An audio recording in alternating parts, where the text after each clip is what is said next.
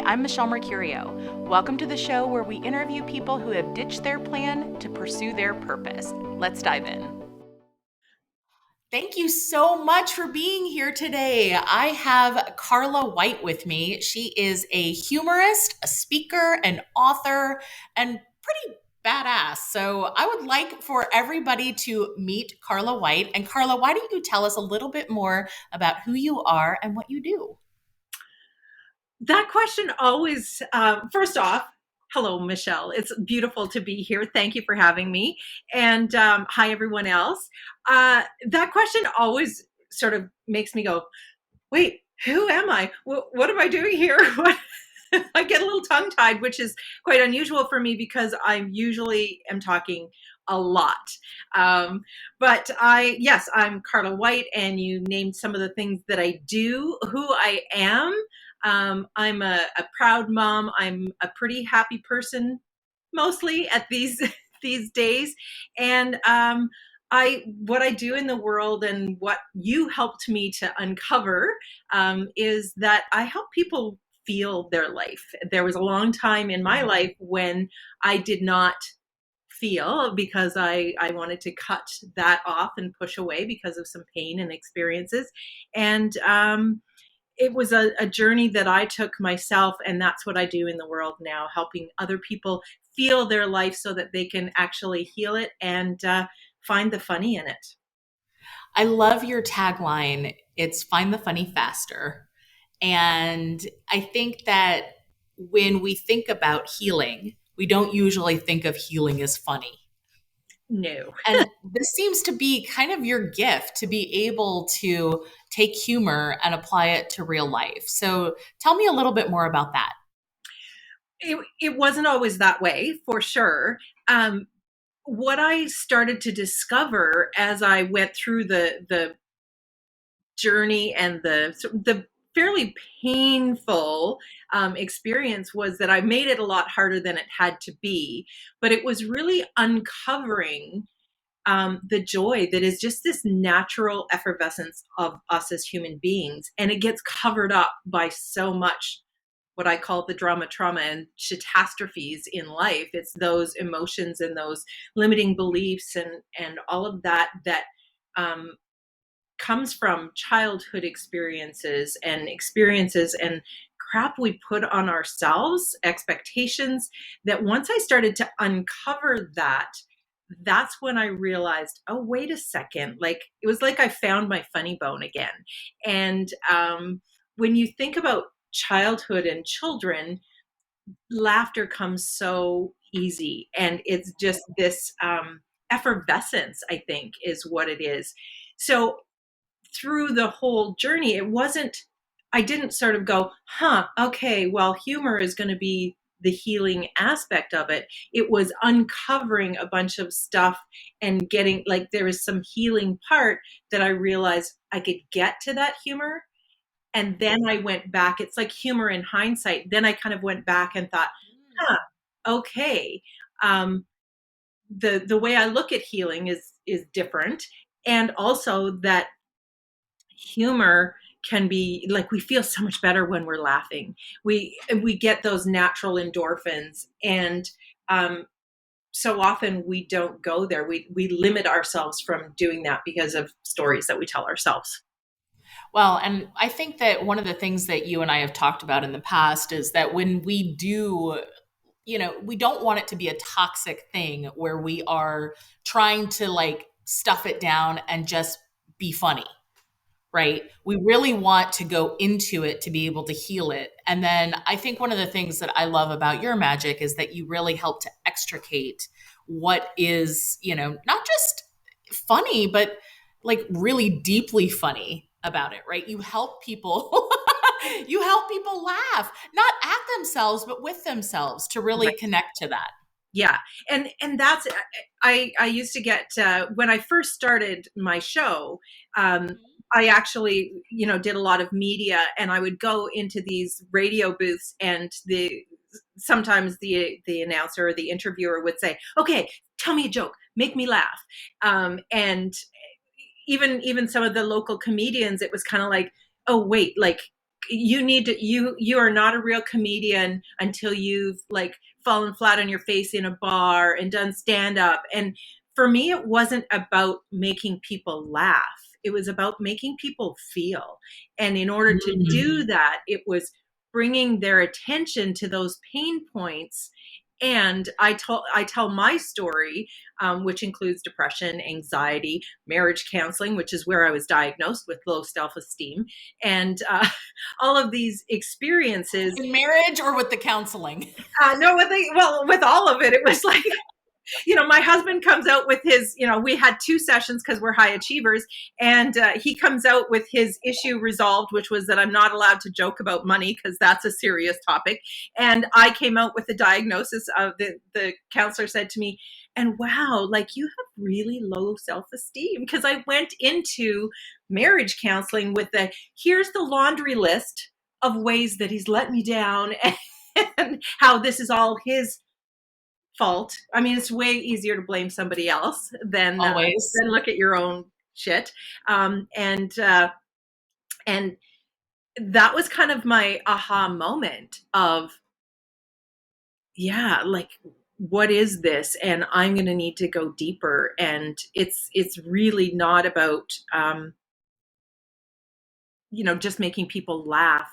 It's, and like we say in the brilliant brand story that you wrote, like I'm not into a one night stand of, come to my show and, and laugh and feel better for those moments and then go home and try and figure out now what. Like I'm sitting in that pool of sadness and regret and stress and anxiety and what keeps me up at night. And yeah, and that's really sort of the direction that I wanted to take it. Is, yes, I want to help people um, laugh and have a good time and find the joy in life.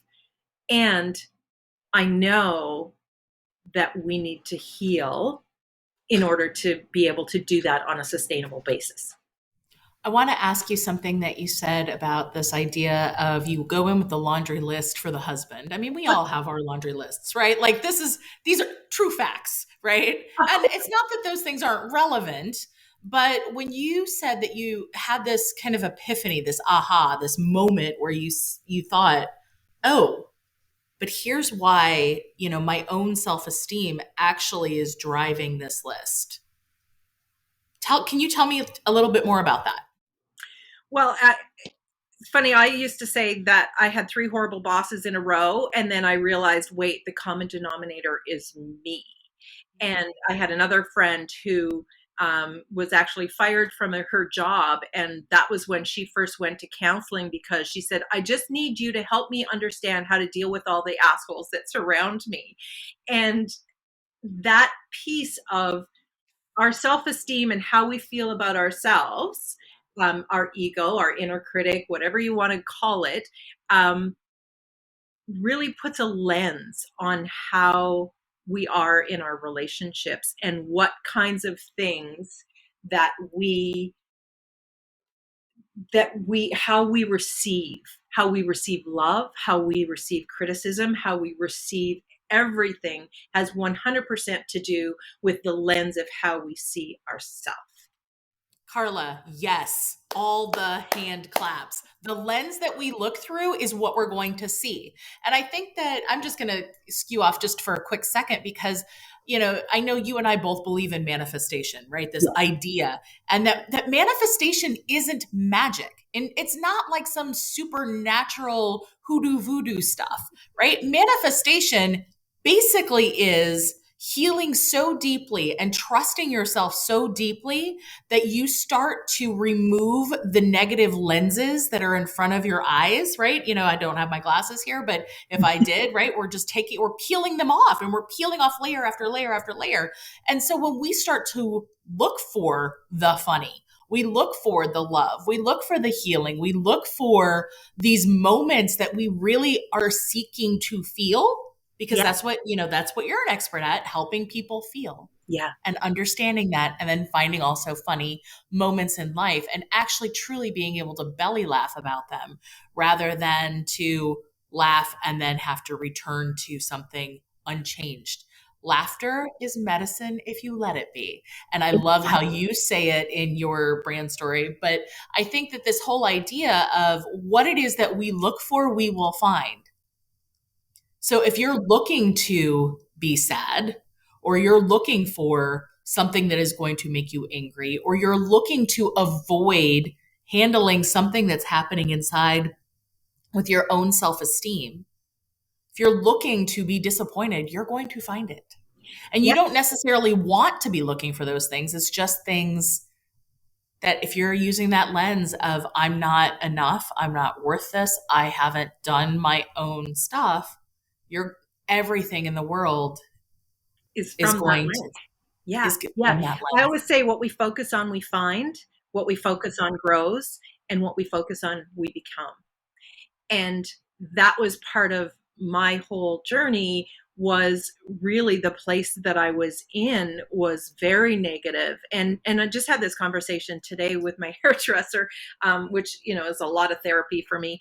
But it's the idea that it's not about not feeling we were talking about positivity and how people say, oh, it's impossible to be that positive all the time.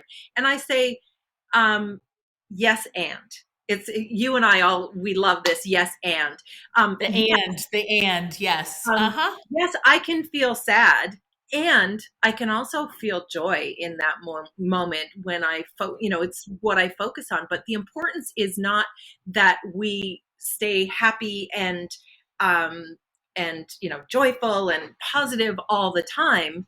It's that we pay attention to what we're feeling, and so give yourself the grace of, um, we've just been through 2 years of unprecedented catastrophe, pronounced pandemic. Catastrophe is the right word, my Yeah.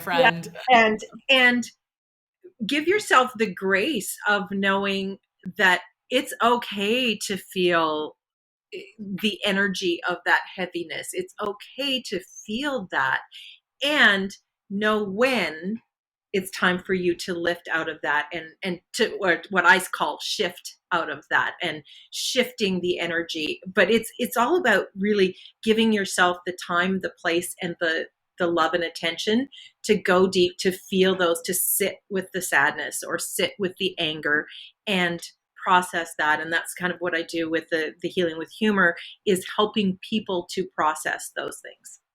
And I want to get back to that in just a second, but I want to talk about the fact that you have had so many transformations, and I know you have also kind of made plans, right? And we've all made plans, and just talking a little bit about this lovely catastrophe of the pandemic. We all had plans, and plans didn't work. So talk to me a little bit about a time when you had a plan and it didn't necessarily work, and what you did to be the plan instead. Well, probably the beginning of the pandemic for me, what I was over in Ireland, and I had yeah, I had two things planned that year. One was a dream trip with my sister-in-law, which was a 12-day Greek Odyssey tour, cruise through the Mediterranean. We'd land in Rome. We did the cruise. We ended in Venice. Then we spent 5 days in Milan, and all of that was planned for 2020. And when it all hell broke loose, I was in Ireland. And before I went, my husband had said to me, so Carla, what are you going to do? There's this pandemic coming. And I'm like, what's the worst thing that can happen? I can get stuck in one of those fabulous countries, right? Well, then when it came time and it actually was happening, I was less than enthused about the idea of being in the country. Um, and I did, like what I do lots of times, is I just jumped in, and there was all of this adrenaline of um, getting out. And, I'm posting pictures of, this is me. I went for a massage in the Heathrow airport because I couldn't, it was like I'm waiting and there's no point, it's all of these things that I had no control over. But I just made that choice in that I'm going to have fun while this is all happening. I'm not going to panic. I'm just going to believe that it will all work out the way it's meant to. And then I got home.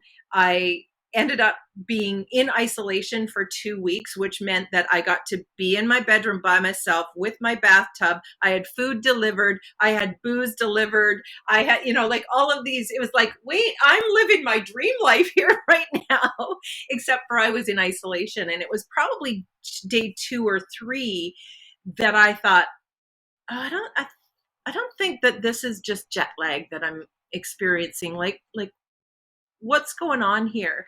And I was weepy. I was just wanted to sleep. And I recognized it was like that coming down off of the evacuation kind of energy that I'd experienced with my family uh, in 2016 when we were running from a wildfire. And it was that same energy of the hustle and the fear and the chaos and getting out. And then when I was finally in a place that was safe, all the emotion, like I gave myself permission to actually then feel that fear and chaos and what the emotions that were coming up. So it was kind of a moment of realization that hey, okay, so things are going to be different, and I gave myself the space to do that. Look, fortunately, I was in isolation, so I had the space and time to do that. But then it was like, okay, so now what do I do? And you and I had a conversation early in that. It was like, okay, I had to cancel the show that I was supposed to do then, which was like a huge revenue piece for me. It was like, okay, what does this look like? And I recognized, oh, it was time. The universe was helping me to finally launch my online program and my online coaching. And it was okay. So now I have to do that. 2 years later, it's ready, and I'm starting And you're enrollment, doing it. and I'm doing it. But I remember having that making that decision that I didn't want to do this in that from that energy of scarcity or fear or panic. I wanted to really just allow it to unfold naturally and let it be. And this is a learning thing for me, is not get caught up in that hustle and chaos and demands and Because it's expectations, easy to do.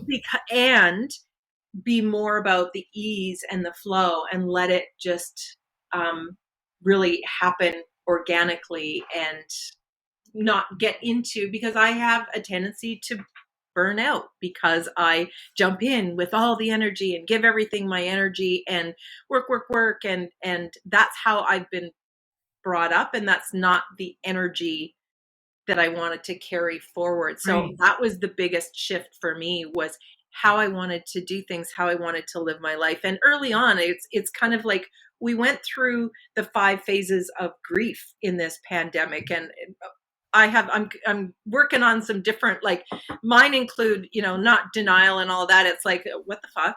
What the actual fuck? Okay, there's more shit how, like, it's all of those kinds of things. I mean, in the last 2 years, I have experienced not one, but two states of emergency at one time. So we were in the pandemic emergency, and then our town flooded. And, I mean, it's like, okay, that took me right back to my firefighting and nursing days, of that I know what to do in a crisis. I know what to do in chaos. What I didn't know before this was how to manage my life when things slowed down and there wasn't an emergency. Like, You That is, I think that there are so many people that don't know this, right? We are, especially people, and we do it to ourselves, and we do it through our upbringings, right? We all have this: you must go, you must hustle, you must produce, you must do these things. These are the cultural messages that a lot of us have grown up with. And so I think one of the things that you said that I think is really powerful is you actually stop to ask yourself a question of, what do I want to do and how do I want to feel now? And you're not waiting for something. I think the other thing you said about kind of this idea of a plan gives you like this illusion of control, right? And we know that that's not true. And I think that when you let go of the idea of it's going to happen these ways and let it truly come to you, Mhm. because you're willing to sit in your own stuff and because you're willing to take that pause and to stop. So many people don't give themselves that permission to even stop. Yeah. What would you tell them? You are your most important asset. And if you're not putting yourself first, and this as women and a mom, and what I see so much is the women that are out there running their businesses, and the priority is family business. I come in somewhere down around here. um, it is really giving yourself the time and the space, and the permission, to just pause. I call it the power of the pause. And that's really how I saw 2020 and 2021 was, whoo, this is great. This is, like the world is sort of stopped for a moment. It gives you the opportunity to take that deep breath, because most of us have been holding our breath and constricted, and just when you're ready, you'll be able to open up and expand. And yeah, that's been a big learning for me, as a even here's the shiny new year that we're in, and it's like, wow, hit the ground running. And I mean, that's how I used to do it. I mean, I'm goal aversion. Like, I have a goal aversion. It's like, and this comes from years and years of setting goals and having intentions. And I mean, I studied with the master of goal setting and success, Jack Canfield, and I was very much in that driven, ambitious. I've got to, get these goals. And what I found was I ended up usually feeling a bit like a loser again, because of the lens of what was going on inside, because I didn't have these goals happen. And it was when I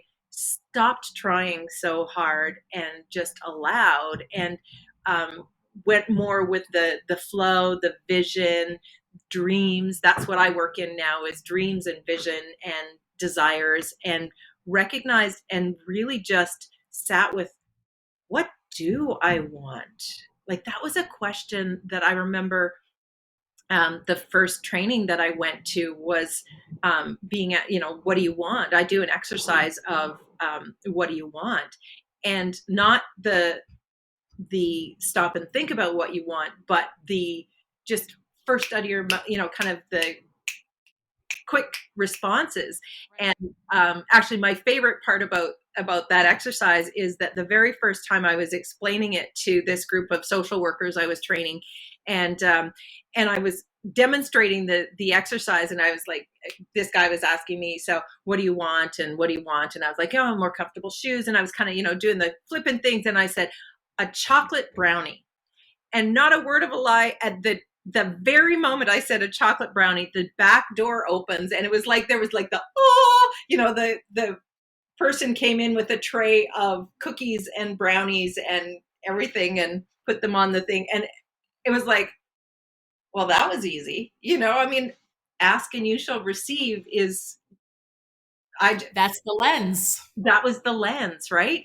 And then I was telling that story later on to another group, and at the at the part where I said, the chocolate brownie, and the door opened, every single one of us turned and looked at the door to see if it was going to be replicated, and it didn't. But at the end of the day, when I went to pack up my things, there on top of my purse was a chocolate brownie. Somebody in the audience had gone out, bought a chocolate brownie, and brought it to me, just because when we're in that space of manifesting and bringing things to ourselves, like, we want that evidence. We want to see it, because for some of us, we need the evidence before we believe that it's actually Right. possible.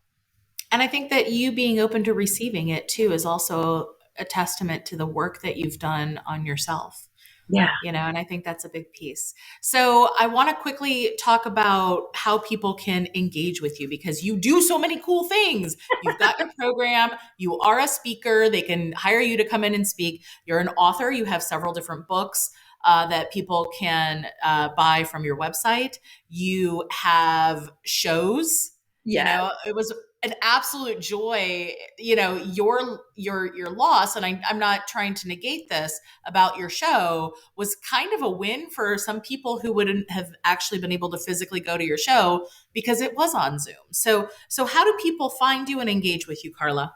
On Instagram and Facebook, I'm there. Laugh with Carla. That's my handle that I just changed. It's way easier than what it used to be, and then Carla white.ca is my website.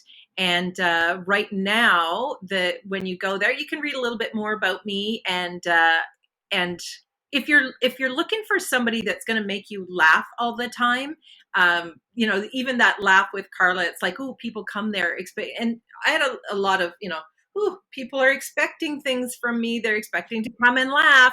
That's not what it's about. It's about come and feel. And yes, there'll be some laughter along the way, but there might also be tears. Like the first show that I did, um, the the first six people I talked to were like, "Oh my gosh, I don't know why at the end you made me cry." And it's like, yes, I was very excited about that. But anyway, High five.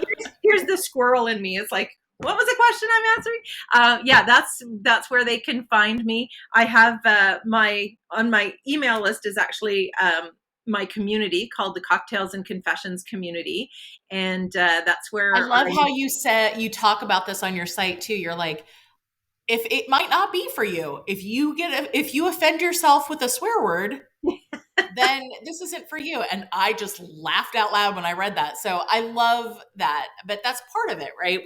You will be real with people. yeah, yeah, that is the thing. It's about being real. It's about coming home to ourselves and being who we are. And that's again one of the things that you helped me do, was recognize. And I've done a lot of this kind of deep soulful work, but it wasn't sort of until you were actually witness to that final transformation, kind of that final really deep part of self-love and appreciation that for myself. And one of the questions you had in the form was, who's your hero? And it's taken me a long time, but um, I'm my hero, and you helped me do that. And I think sometimes we spend so much time looking for heroes out there, that start with yourself. Become your own hero. Inspire yourself, because out there, that's what the world needs. The world needs more people to just show up and be themselves and look at themselves from that lens of love, and hopefully laughter, and then just you have the same tagline of be more you, and Yeah. that's really what it is. If we could get more people just being more them, like the soulful them, not the angry housewife them, then the world will just be a much better place. Yep, absolutely. I can't think of a better place to end this. And I absolutely love you. I adore you. And I am so thrilled that you took the time to talk to me today. I can't wait to catch up with you more here in the next couple of days. And thank you, Carla. I will put everything into the notes. So all of those links that Carla mentioned will be in there as well. And thank you all for tuning in and go be your own hero, as Carla would say. Thanks so much for joining me today. Go ahead and like and leave me a comment. I'd love to hear what you have to say. If you don't want to miss anything, click that subscribe button.